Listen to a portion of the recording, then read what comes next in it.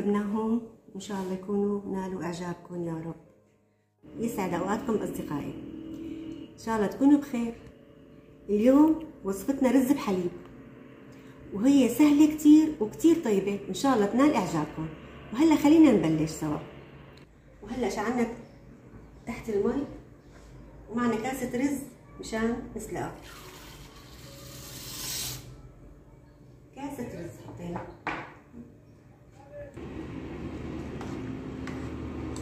الرزات مشان ينزلوا.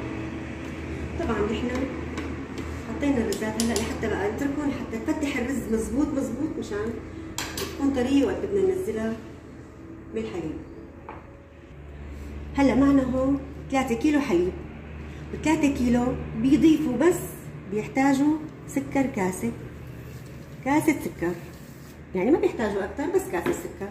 وبنحركها 3 كيلو حليب وكاسة سكر بس، بنحركها شوي عشان يذوب السكر.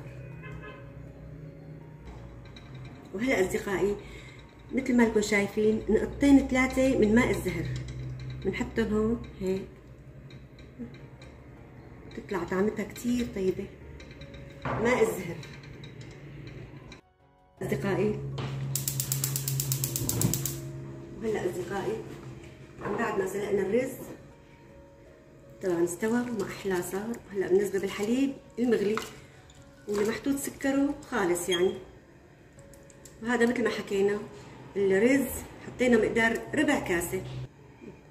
وهلا أصدقائي بعد ما حطينا الرزات بالحليب المغلي وطبعا ركزنا السكر تبعه كاسة شاي. الرز اللي حطيناه مقدار كاسة شاي مو أكتر يعني. وهلا حطينا الرزات وحركناهم بالحليب. وهلا أصدقائي بنحرك الرز كتير منيح، بنحركه مع الحليب مشان يتجانس مع بعضه، مشان ما يجبل ولا يكبتل. نضل نعطيه هيك تحريكة. وهلا أصدقائي بنزيد نحط النشا فوق منه للحليب وبنحرك، بنكت وبنحرك. انا ما بعير للحليب رز بحليب، ما بعير له. انا معياري ايدي، يعني ما بعير له نشا مثلا مثل ما الناس اللي بتعير، لا انا بعير المعيار هو الايد. شوفي شلون بصير مع منك بايدك وانت عم تحركي. مثل ما قلت لكم اصدقائي انا معياري ايدي، يعني متى ما انت عم تحركي حسيتي انه عم يتقل معك الحليب بتوقفي فورا بترفعي ايدك عنه. يعني الشغله ما بدها عيار، عيارك ايدك فورا. متى ما لقيتي سمك الحليب تحريكته صارت هيك ما احلاها، هيك ظريفه مثل هلا مو شايفينه هيك حضرتكم، يعني شوفيها مثل مو شايفينه انتو. شوفي ما احلى. هلا هيك انا خلص رفعت. وهلا هلا من بعد ما تماسك معنا الحليب شوفوا ما احلاه هيك اصدقائي. شوفوا ما احلى، شوفوا ما احلى. خلص تماسك ما احلاه، يعني لا عملت عيار ولا شيء. معياري هي ايدي، هيك احسن. لا بعير ولا شيء، هو معروف يعني رز بحليب معيارك ايدك بس.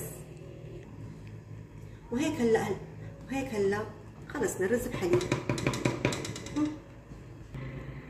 وهلا اعزائي هلا بدنا نساوي صوص البالوزة بالبردقان. هي بيقولوا لها بالوزة فوق البردقان، بتطلع كتير طيبة وشهية. وبنحط هلا هون عيار معلقتين وسط سكر.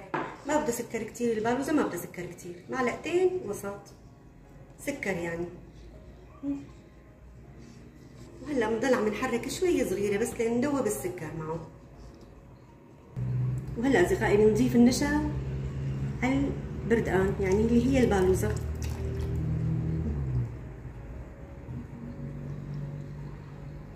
نضل بنحطها لحتى نشوفها تناجم مشيت مع بعضها، تتماسك مع بعضها. نضل بنحرك، ما بنكتها فركتين بجوز لانه تسمك كتير. نضل بنحط هيك وبنحرك، نحط وبنحرك لحتى يتماسكوا مع بعضهم. طبعا بعد ما حطينا، قبل ما نحط النشا حطينا سكر قدامكم مشان تعرفوا انه بس هي معلقتين وسط للبالوزة سكر.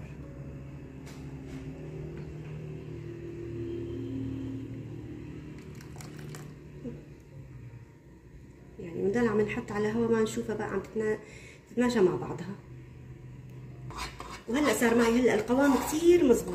شوفوا ما احلى، هيك ما احلى، شو عليه بجنن، هيك ما احلى. هلا بقى نطفي تحت منه لانه ما احلاها بتجنن صارت.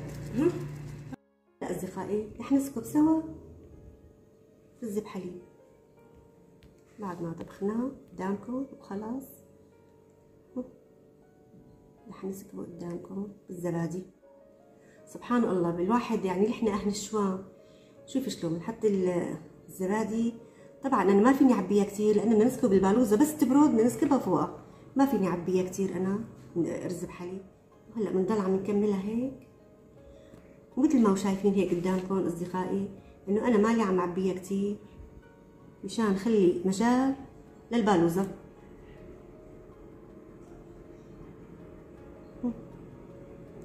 هاي في ما احلى طالع كثير ظريف.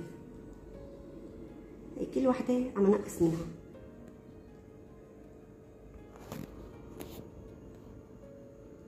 هلا اصدقائي عم نعبي هاي اخر وحده من الزبادي الصغار.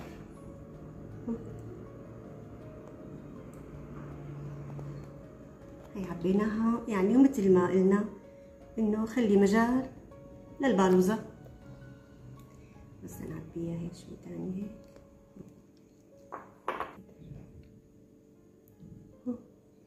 هي عبيناها.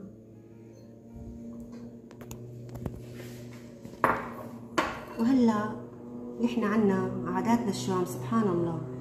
عادات الشوام اذا بتحطي قد ما حطيتي زبادي يعني ان شاء الله بتحطي 12 زبديه، بس اذا اخر شيء ما بتحطي زبديه روميو وجولييت. هيك نحن عنا الشوام سبحان الله.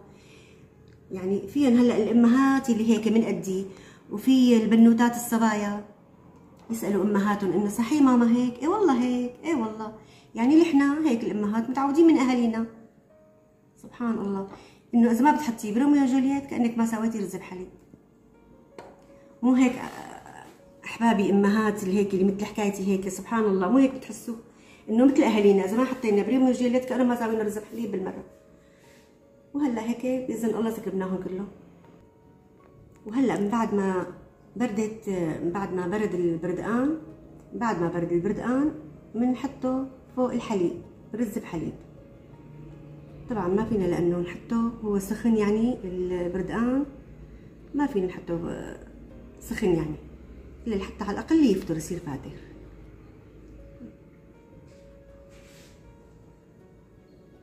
اكيد نحن تركنا قرنين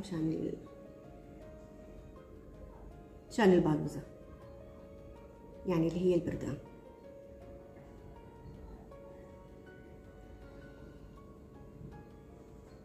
شايفين قوام البردقان ما احلى طالع. طبعا مع النشا مثل ما حكينا. هلا بنكمل السكر لنعطيها كل قوامها مشان كلها يكون عليها بالوزه. وقت الواحد بياكلها بلاقي عليها كلها بالوزه مو ناقصها شيء.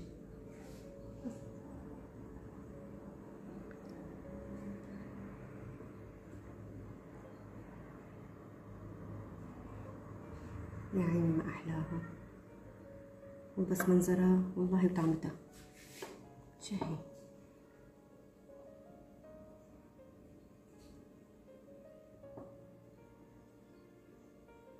انا مساويها كمان يعني غير انه للعائلات كمان للبنوتات اللي هيك زوجين جديد يعني.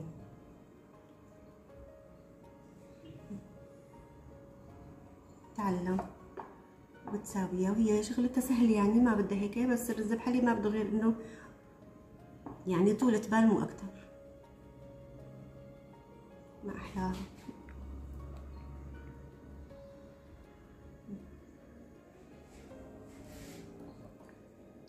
هي اخر وحده عم نسكبها اللي حكينا عليها روميو وجولييت.